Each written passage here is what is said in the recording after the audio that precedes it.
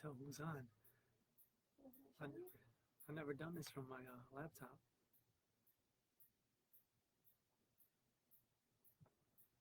Oh, yeah. Pages. Can you invite people?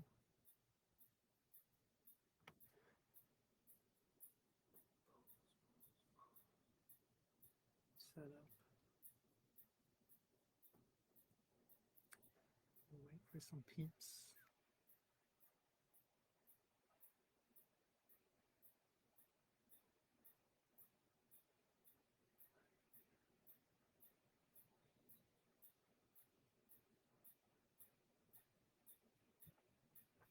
We got two people on. Who's rocking with me? I don't know who it is. I'm doing it from my laptop, so yeah. Let's see who else.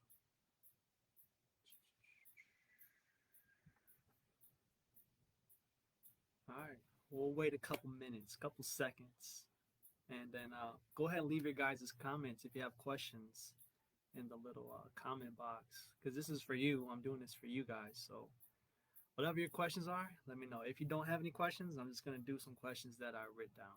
Okay. Can you guys hear me, by the way? I'm new to using my laptop, so I'm not using my phone today. I'm trying to figure this out.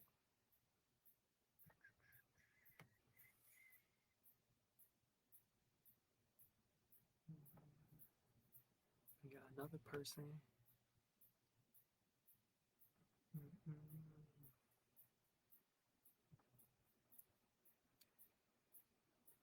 All right. Well, I guess we're just gonna go ahead and get started. If you have questions along the way, just let me know.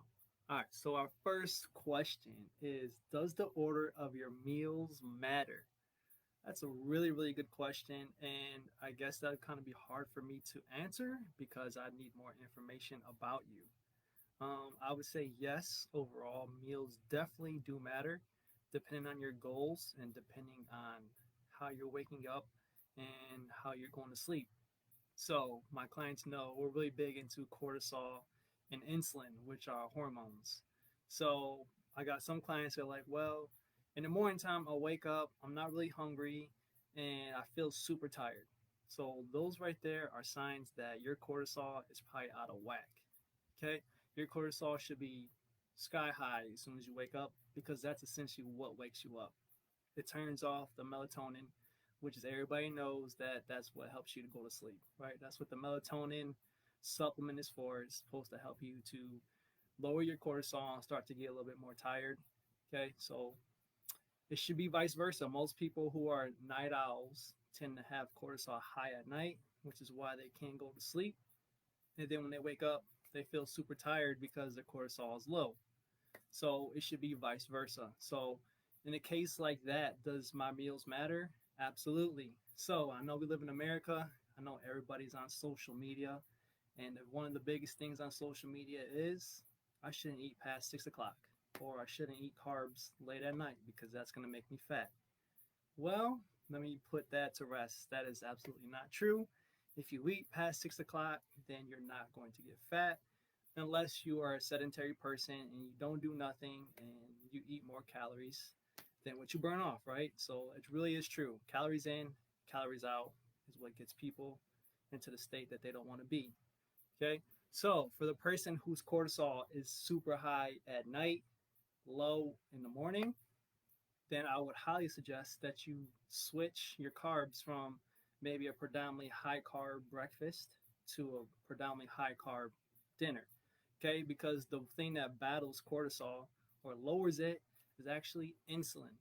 Okay, so the way that we get insulin spiked is through carbs. So that's why our diabetic friends are insulin resistant, meaning that their body can't combat all the carbs that they're taking in. Okay, so if you are like that, I would suggest that your carbs come predominantly at nighttime or mid afternoonish. Okay, so then that way, when it's bedtime, insulin's pretty high and you can go to sleep, hopefully. Okay, there could be other things that play into that. So in that case, does the meal matter? I would say definitely yes. If you are a lifter, does your meals matter? Yes, because as my clients know again, Pre and post workout are two things that we're working on right now. So those two meals matter. And if you want to get into specifics with that, pre workout, if you haven't watched my other videos, pre workout should be about an hour and a half to 2 hours before your workout. Now, this does not fuel your workout, so you're not eating for energy. Okay, what fuels your workout or what fuels you throughout the day is actually what you ate 24 hours ago. Okay, so what you eat today, I always say this, what you eat today is going to affect how you do tomorrow. So if you're eating bad today, don't expect to feel good tomorrow. It just isn't going to happen. Okay, so does your meals matter? Yes. What else would it matter? For me personally, so on days that I know I'm going to go hard, so say tomorrow I'm going to go super hard. That means today I'm going to eat a lot of carbs because tomorrow I'm going to be needing those carbs to fuel my workout. Okay, so again, knowing a schedule, knowing what you're going to be doing in advance can definitely play in your favor. Now, if tomorrow was an off day for me, then I wouldn't have to eat so much carbs or that much calories because I'm not going to really use them. Okay, so I hope that makes sense. So you have to know your schedule in advance. You have to know what you're going to do. How high intensity is your workout going to be? What phase are you in? Are you in a dieting phase? So all that type of stuff is going to come into play. So do meals matter? Yes, but if you want me to answer more specifically, what's up, Ashley? If you want me to answer more specifically, then ask the question and I'll try to get to you. Okay, so I hope that kind of answers that a little bit. It just all depends on the person. Is there anything I can do to increase my energy? Is the next question. Whew, there's a lot that can go into that. Okay, my first question would be, well, how is your sleep? Because that is number one. If you don't take anything away from this, sleep is probably the most important thing you can do for your energy. So stop running to your coffee, stop running to Tim Hortons, check your sleep. Okay, we want to take care of things that are within our power or within our control. Most people want to start somewhere else without addressing what they can do to themselves. So build yourself a sleep schedule would be number one. So my routine for me personally is by 9 o'clock, I turn this off. My electronics are off. I purposely put my phone off to the side and I read. Okay, because reading makes me tired. It slows down my brain and my eyes start to get really heavy and I pass out. Okay, I've learned that that works best for me to help me to just kind of get my mind off of things and not be in front of the light that electronics give off because essentially they're brighter than the sun and that's what kind of wakes us up. Okay, is that sunlight, and if I can get that to dim down or to decrease, then it's going to help me with my sleep. So I would check your sleep, number one. Number two, are you eating enough? So I just did a whole series on eating enough and using a client, not a real client of mine, but just a scenario example of somebody who needs 2,700 calories, but because she's trying to lose weight or because she hears all these different rumors on Facebook and Instagram about eating, that she's only eating 1,300 calories a day. So that's a 1,400 calorie difference. Do you think she's going to have enough energy? Probably not, because she does a lot of activity. She works out frequently. Her job is high demanding. Okay, so she's probably super stressed, and she's only eating 1,300 calories. So that tells me as a coach that she's not eating enough for one, and two, she's probably running off all her hormones. Okay, so her thyroid is probably going to get shot. Her adrenals are probably going to get shot. Her cortisol is probably through the roof. Okay, because she probably doesn't eat that many carbs because she hears carbs make you fat. She doesn't eat the breads, the pastas, the rice, all that stuff because everybody's on the keto diet, right? So, yeah. So, is there things to increase your energy? Sleep, check in if you're eating enough. And I would say don't run to supplements is your first source of energy. So, coffees, energy drinks, pre-workouts, so forth. Okay. Yes, I do use a pre-workout, so I'm not going to sit here and judge anybody or condemn you if you're drinking coffee. But that's the only time I drink caffeine is in my pre-workout, and it's not like all these other ones that's 300 milligrams. It's like 150 milligrams, which is like maybe 2 cups of coffee. Okay, and I'm only working out 3 times a week, so I'm drinking 600 milligrams or so of caffeine a week.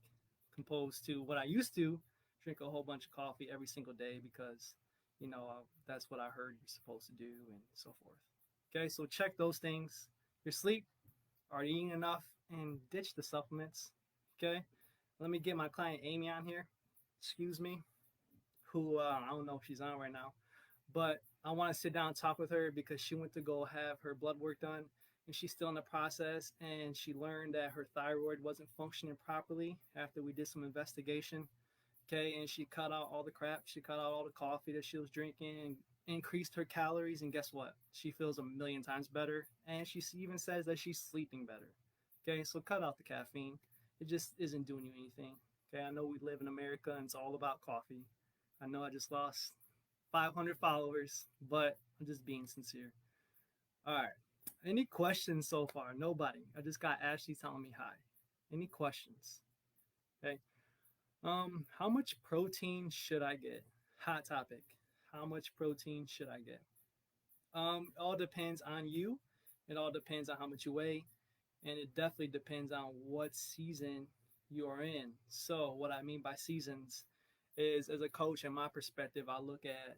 So we'll take what's typical. In the wintertime, you're focusing on the bulk, and before the summer comes, you start to focus on cutting.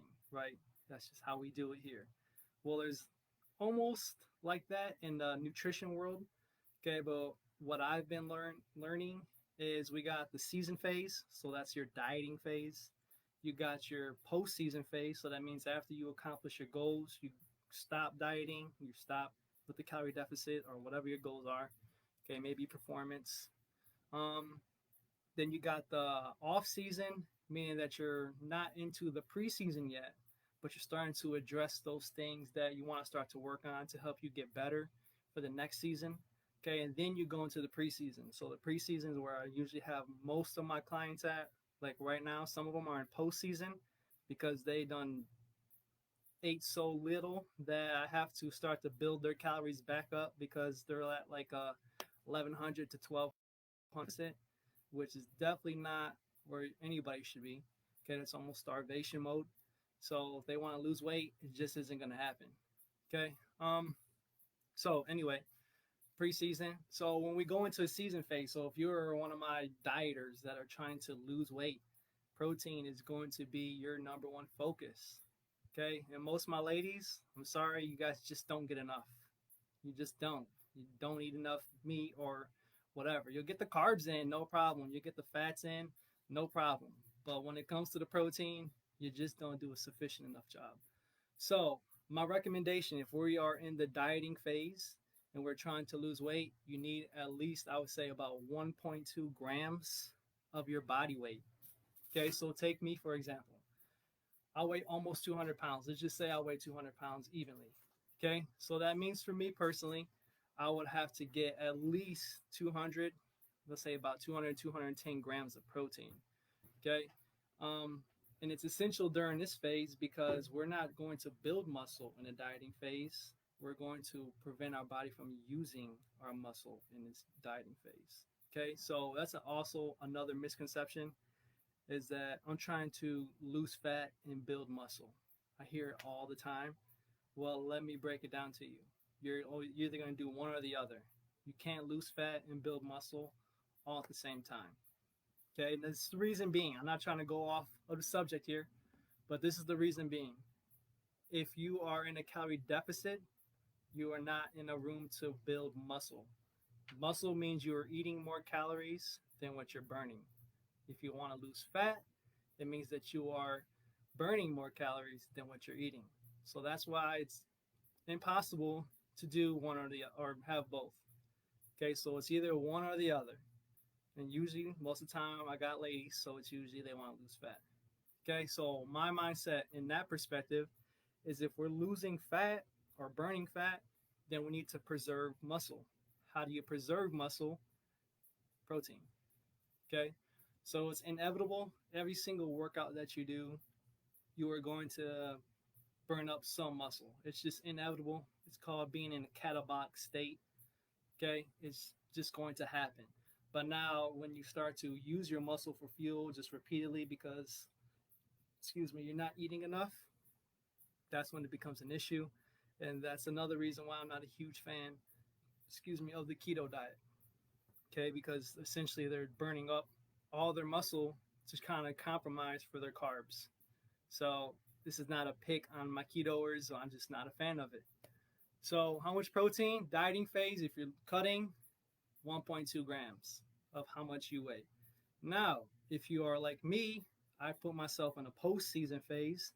So in other words, I'm trying to help my body to maintain homeostasis or get back to homeostasis, or in other words, help my body to function properly. So I'm getting proper sleep. I'm waking up feeling energetic, hungry. I'm focused. Not just sporadic with my mind. There's a whole bunch of other stuff that I'm not going to share because I don't know what clients are watching, so I don't want them to pick up on my strategies. But there's other things that go into that. And for me personally, I'm not super concerned with getting 200 grams of protein anymore because I'm not trying to lose weight. Now I'm trying to just maintain or put on a little bit of mass. Okay, so with that being said, fats and carbs are protein sparing nutrients. So, in other words, if you have a sufficient amount of carbs, you have a sufficient amount of fats, and you're in a calorie surplus, meaning you're eating more than what you're burning. I'm not saying I'm over 1,000 calories, okay, like 250 calories over what I'm burning. Okay, that means that protein or carbs and fats are going to spare my muscle, even if I don't get the 1 gram of protein per how much I weigh. Okay, so I hope that makes sense. So how much protein should you get? Depends on your goals, depends on what season you're in. And if you don't know how to identify what season you should be in, just let me know and we can coach you through that. Okay, so again, how much protein depends on you and your goals. Run out of questions here, guys. I thought people would ask, but how often do you eat fresh fruits? Me personally, I try to keep it to 2 servings a day. Believe it or not, you can get fat from fruit because fruit is more of a liver sugar than it is a muscle sugar. Okay, so when we metabolize our carbs, fruits typically go to your liver more than it would go to your muscles. So have you guys heard of muscle glycogen or stored sugar in your muscles? That's all that word means. So if you're watching one of these fancy videos and it's talking about, oh, you're gonna need to replenish your muscle glycogen after you work out, all they're saying is you need to replenish the sugar in your muscles. Okay, so in order to do that, you need a super quick sugary carb, and fruits often are not super good at that because they have fiber in them, they have more nutrition in them. Okay, whereas, yes, I'm gonna say this, whereas something like a gummy bear that's like all sugar would be a little bit more beneficial for a post workout than a fruit would. And I'm not saying just grab 2 handfuls of gummy bears and just shove it in your mouth. Okay, I mean like a serving. If you don't know what a serving is, look at the package, weigh it out, and eat 1 serving. Okay, so yes, you can eat too much fruit. Fruit can make you gain weight because once your liver glycogen's full, it's like, well, we don't need this, so we're just going to store it. Where does it store it at? Within that midsection. Okay. Let's get into something else. That's all the questions that I had for today. But in the description, I know most people want to know about how many calories that they should be eating and so forth. So me as a coach, what we typically use is we use the Harris-Benedict formula. So if you read the description, I actually left a link to a website that will take you to learn how to find your calories, because I know everybody's on that and they want to know how much they should eat, which is cool, but just don't let that consume your life. But yeah, go on there. You're going to have to find what's called your BMR first, which means your basal metabolic rate. All that means is how many calories you burn from just sitting down for 24 hours doing nothing. Okay, so if I was to sit in this chair for 24 hours and did absolutely nothing, I would still burn some calories. So this is where like my super lean people with all the muscle mass, this is why they can afford to eat donuts and ice cream and pizzas and You're like, man, these guys don't gain weight, or are envious of them because they can eat whatever they want. Well, if you have more muscle mass, then you're going to have a higher BMR, which means that your metabolism is like this. Okay, so my people who are just sedentary and you're not building any muscle, especially my ladies, hear me out, ladies, you want to build muscle. Okay, I know it's not your number one goal, it's always to tone up, but you want to build muscle. You won't look like me, I promise. Unless you're taking steroids, then you might look a little bit better. But anyway, yeah. So find your BMR, basal metabolic rate, how many calories you would burn within 24 hours of just doing nothing. Okay, and then you're gonna have to find your TDEE. Okay, so once you get your BMR, write it down, whatever, and then you're gonna have to go back to the home page and find daily caloric expenditure.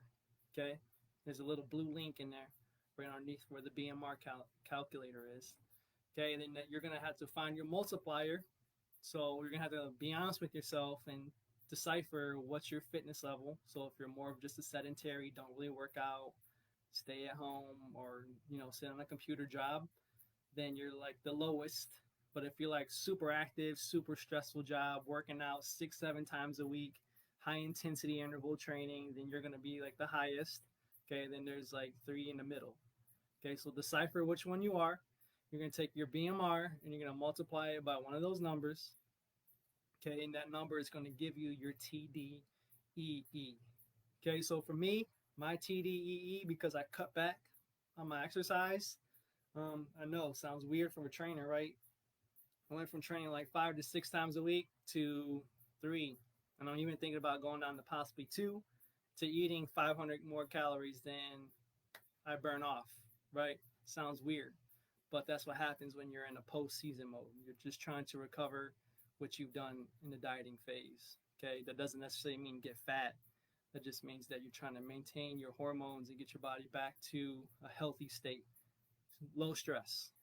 Okay, but anyway, your TDEE means how many calories you burn throughout the whole day, everything that you do.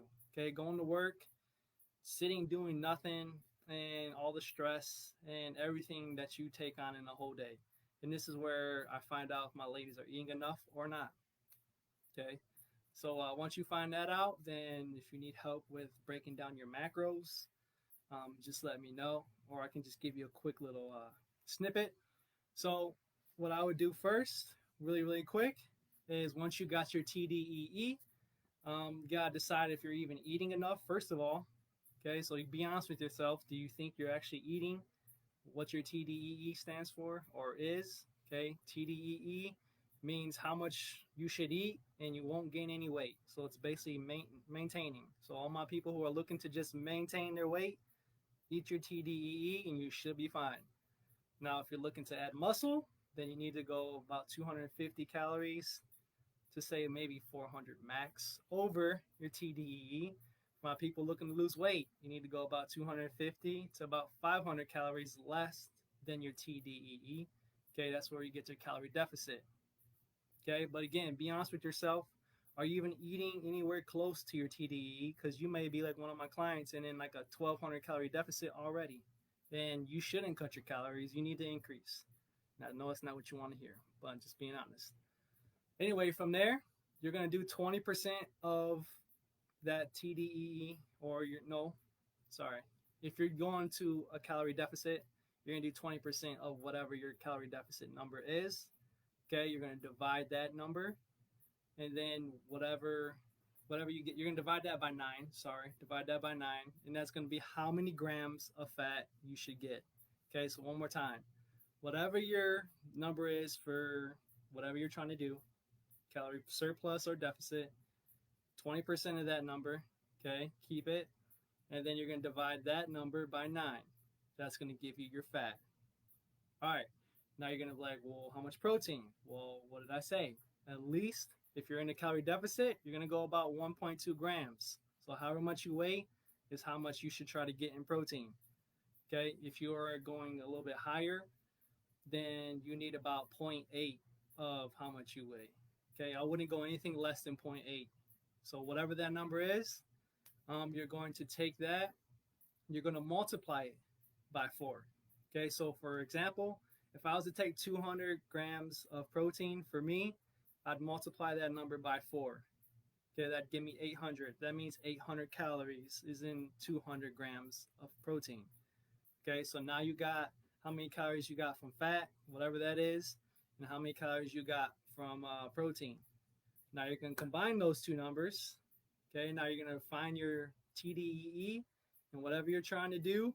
Okay, whether it's surplus or deficit, you're going to have that number and you're going to subtract the total amount of calories from your protein and your fat. Whatever that number is, so let's say it's 600. Okay, so your TDEE number, let's say for me it's a surplus, so we'll say it's 3,200 minus my total protein and fat. Okay, whatever that number is, the remainder is going to be how much carbs I should get. Hope this is making sense. Okay, so your remainder from your TDEE minus your total protein and fat is how many carbs you should get. Once you have that number, you're going to divide it by 4 because there's 4 calories in 1 gram of carbs. And then that's how many grams of carbs you get a day. So I hope that makes sense. I hope I didn't confuse nobody. Okay, so how you got your macros? There it is. You got to find your BMR, then you got to find your TDEE, and you got to decipher. Yes, I should do a calorie surplus. No, I should go into calorie deficit. Okay, I'm going to do a whole nother video, not live, but I'm going to shoot it on the 5 musts is what I call it. I got it on my board. The 5 musts to lose fat. Okay, because most of you guys aren't really ready to go into a calorie deficit. To be honest, you guys aren't doing the proper steps to get you there. You have a crazy lifestyle. I get it. You want to lose the weight, so forth, super fast, but you got to do it in a safe way. Because if you're just doing a keto diet because you heard that your neighbor next door lost 50 pounds or whatever, if you're doing one of these 21-day challenges where they give you a fresh meal plan and a grocery list and all that type of stuff, but know nothing about you other than you need to be in a calorie deficit, chances are they're going to ruin you. Okay, so you need somebody who's going to legit talk to you like, hey, this is where you're at based off everything you're telling me. Yeah, you're ready, or no, you're not ready. Because this is a lifestyle, right? I think we're getting around to that this is a lifestyle. Well, why would you want to go through life feeling like crap? Okay, so everything you learn from your 21-day challenge probably wasn't very beneficial. I mean, yeah, of course it worked because you went from eating 3,000 calories a day to 1,200 calories a day. So yeah, of course you lost the weight, but that doesn't mean that was the most efficient way to do it.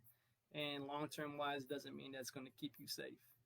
Okay, so there's a lot more that goes into calories in, calories out. Don't buy into social medias.